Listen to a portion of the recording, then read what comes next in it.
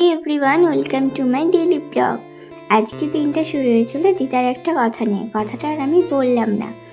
তো যাই হোক, ফ্রেশ হয়ে এসে এক কাপ চা খেয়ে বিছানাটা ক্লিন করে নিচ্ছিলাম, কারণ আজকে ছিল আমার পড়া।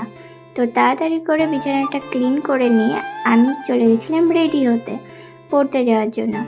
মুখে ফার্স্টে দিয়েছিলাম অ্যালোভেরা জেল, যেটা আমি সবসময় দিই। তারপর দিয়েছিলাম সানস্ক্রিন, যেটা মাস্ট, রোদ বেরোক আর না বেরোক।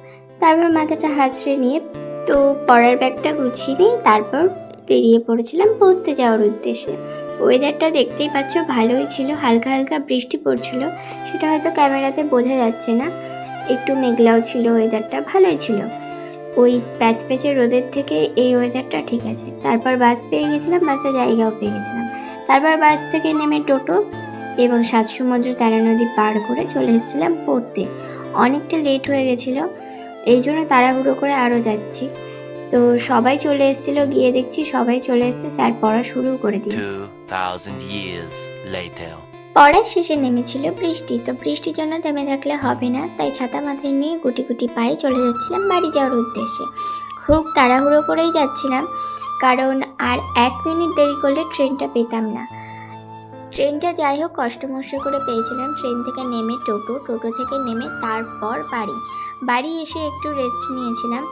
রেস্ট বলতে ওই 5-10 মিনিট। তারপর ভাত খেয়ে নিয়েছিলাম মাছ দিয়ে। খাওয়া কমপ্লিট করে পুজোর বাসনগুলো মেজে নিলাম। তারপর এই বালতি দুটো মেজে নিলাম, মেজে তাতে জল লোড করে রান্নাঘরটা ক্লিন করে, এই যে দেখতে পাচ্ছ এক তুড়ি মেরে ক্লিন করে স্নান করে চলে এসেছিলাম আগে ঠাকুর ঘরে পুজো দিতে, কারণ দিদা বলেছিল পুজো দিতে।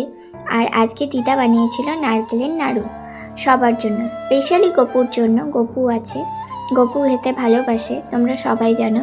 তো সবাইকেই দিচ্ছিলাম এবং গপুকেও দিয়েছি। গপু হলো স্পেশাল। তো যাই হোক, অনেক দিন পর ব্লগ ভিডিও বানানো।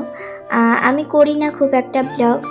তোমরা যদি সাপোর্ট করো, তোমরা যদি লাইক দাও, সাবস্ক্রাইব করো, তাহলে অবশ্যই আমি ডেইলি ব্লগ শেয়ার করার চেষ্টা করব। আজকের মতো টাটা।